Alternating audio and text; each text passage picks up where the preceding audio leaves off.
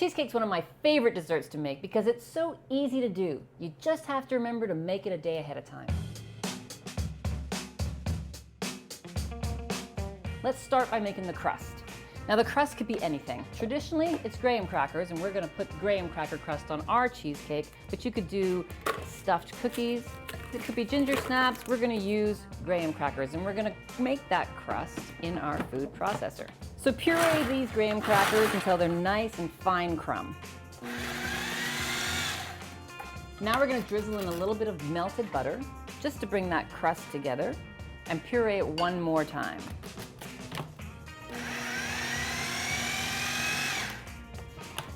Now, what you need for a cheesecake is a springform pan. A springform pan is really quite simple. It makes it easy to get the cheesecake out of the pan by having a clasp that ties the sides of the pan onto the bottom. So press the crumbs into the bottom of the pan. If you want the crust to come up the sides of the cheesecake a little bit, just push it up the sides of the pan. But get the complete bottom of the pan covered and push it down hard to a nice flat surface. And we're going to refrigerate this crust until our batter is ready to go. Okay, now we just need to give this food processor bowl a quick rinse, and we're going to make the batter. So the first key to making a cheesecake easily is to have the right equipment. The next thing is to have room temperature cream cheese. That is going to save you a world of headaches because you want that cream cheese to be smooth, and room temperature cream cheese is a lot easier to make smooth than refrigerated. So cream cheese in the food processor, and we're going to start to process it.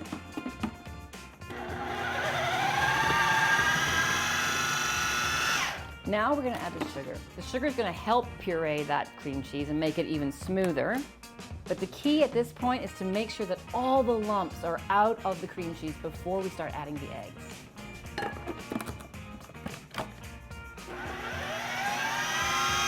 Okay, once that is nice and smooth, we're going to add the eggs. We're going to add them one at a time, and we're going to beat it just to incorporate the eggs into the batter, not to get any air in there.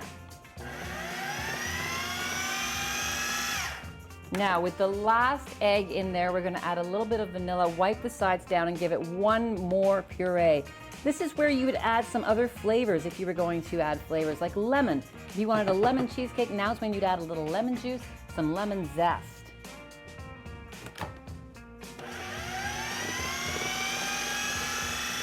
Okay, we've made our batter. That's how easy it is.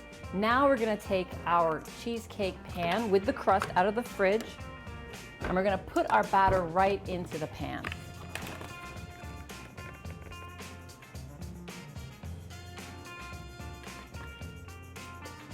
I'm going to give this a bang on the counter to get rid of any air bubbles that might have crept into there. And we're going to wrap this pan in foil. So the reason we put foil around the bottom of the pan is because we want it to be watertight. Remember, one of the keys to making sure a cheesecake has no crack in it is to transfer it to different temperatures gradually. We're going to do this in a water bath, which will be a more gentle way of cooking, so we want our pan to be watertight. So take your pan and put it into a larger vessel, like a roasting pan. So it's time to transfer this to the oven. I'm going to put the pan into the oven first, and then I'm going to add the water to the water bath. You want the water to come halfway up the outside of the cake pan, and the reason that I always add the water once the pan's in the oven is so I don't have to walk across the kitchen with a roasting pan, water, and a cheesecake. So it's been in the oven at 325 degrees for about an hour, and it's time to see how it's doing. Here's how you do that.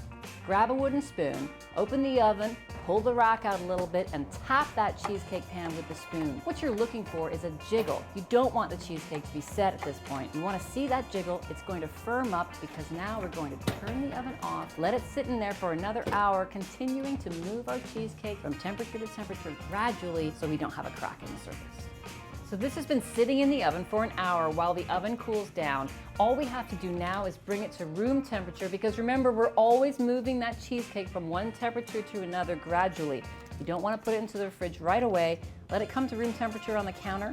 Remove the aluminum foil, then wrap the entire cheesecake pan and everything in plastic wrap, put it in the refrigerator for 8 hours to chill properly. So this cheesecake has had time to cool in the refrigerator. We're going to just get it out of this cake pan now and put it onto the cake stand. See how beautiful a job we did. Now I'm using a hot butter knife just to run that around the side of the pan to make sure that cheesecake is loose. Quick quick tip on how to get the cake out of a springform pan. Use a wide bowl or a can of tomatoes and then simply unclasp the lid. Now you can remove that cake really easily. Leave it on the bottom part of the cake pan there and put it right onto your cake stand.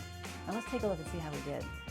Look at this cheesecake. This is beautiful. There are no cracks in here at all. But what if there was? No problem, don't worry. All you need is a little compote. You can use jam, anything you like, and put that over the top as a beautiful, on purpose of course, garnish. Thanks for watching. If you'd like to see more of the basics, click over here. If you'd like to learn about the tools that we use to make this recipe, click over here. And if you have any comments or suggestions for more basics, put them in the comments section below.